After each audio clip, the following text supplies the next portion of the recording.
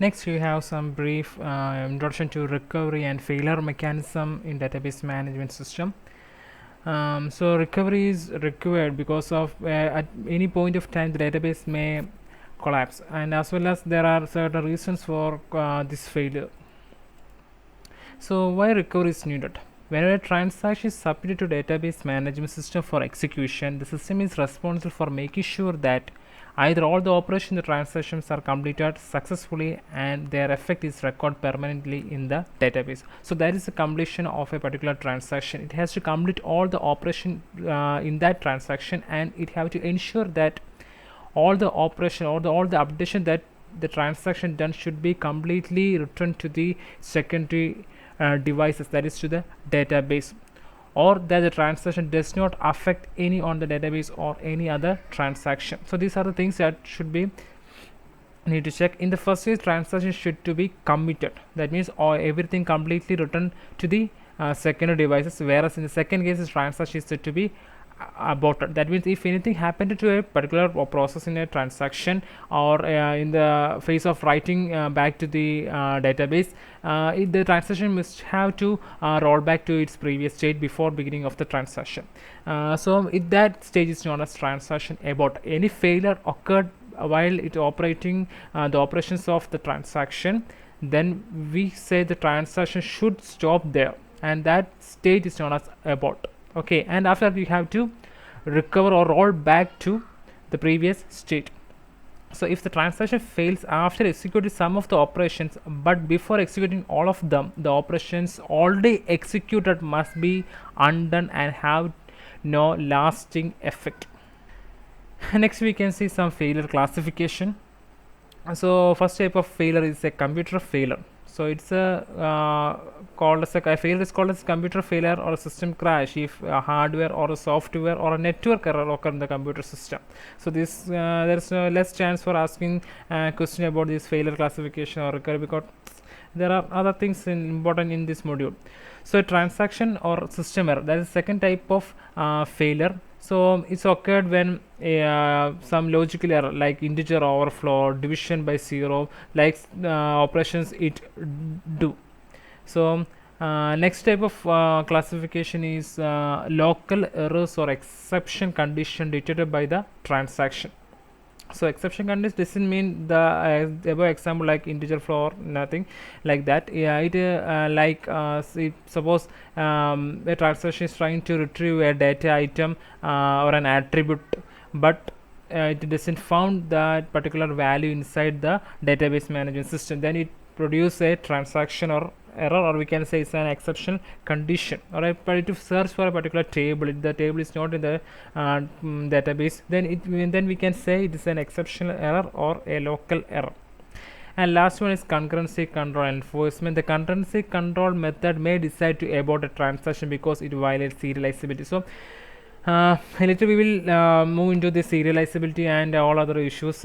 So there may be a chance that in order for making the operation serializable, so we will study it later. So in order to make the operation serializable, the transactions may explicitly aborted. That means in order for I think you already studied in some management or operations to avoid the deadlock. So in order for avoiding deadlock, or in order for removing deadlock, you have to kill a particular process. I think you already studied in operating system regarding how to check a deadlock. If there is a cycle in assigning the resources, then we can say there will be a deadlock, and in order for removing that, we have trying to forcefully abort a particular process. In the same way, in order to make a transaction serializable, or in order for fruitful processing, there is a chance for forcefully aborting the transaction. So that also cause a failure of the transaction. And next type of failure, disk failure. Some disk blocks may lose their data because of the read or write malfunction, and that is called as disk failure. And next is physical problems or catastrophic problems. This refers to list of problems that include power failure, air condition failure, fire, theft, etc. Next, about the transaction state. This is a important question, maybe comes for 3 or 4 marks in your university questions. A transaction state defines a list of states through which a particular transaction starts, particular transaction moves when it starts and it reaches the end point. So you have to study all those state through which the transaction has to be moved while it is executing all the process. A transaction is an atomic unit of work that should either be completed in entirely or not done at all. That means all the operation should be completed or none of the operation to be completed. So the first is begin transaction. This marks the beginning of the transaction execution. So here you have to study this flowchart. This is an important one. You have to the questions may come based on this. You have to draw the this diagram and explain what all are the different states. So the transaction starts when a trigger occurs known as begin transaction, and it will move to the active state. In the active state, it will do the read, write, and operations. So while executing the transaction, it may pause for switching to another transaction because done by the database management system.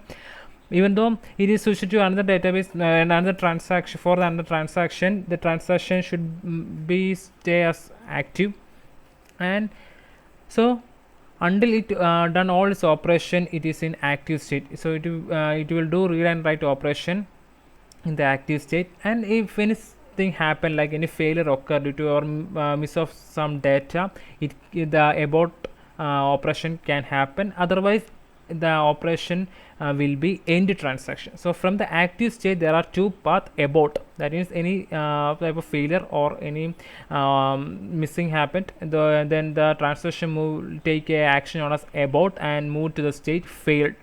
Okay, and if all the operations in the transaction successfully completed, then the transaction will take the action end transaction and move to the partially committed state.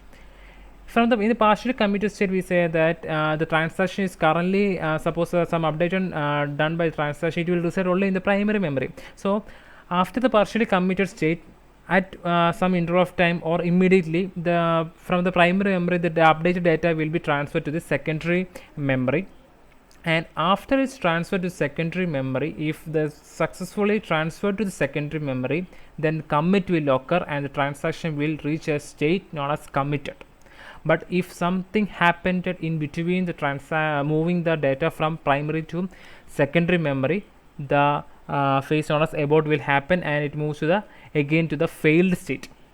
Okay, and from the failed state and also from the committed state, the last state, it will reach the terminator. So if the transaction is aborted in between the operation or in between moving data from primary to secondary, it first reach the abort state and then the transaction is called as a terminator transaction.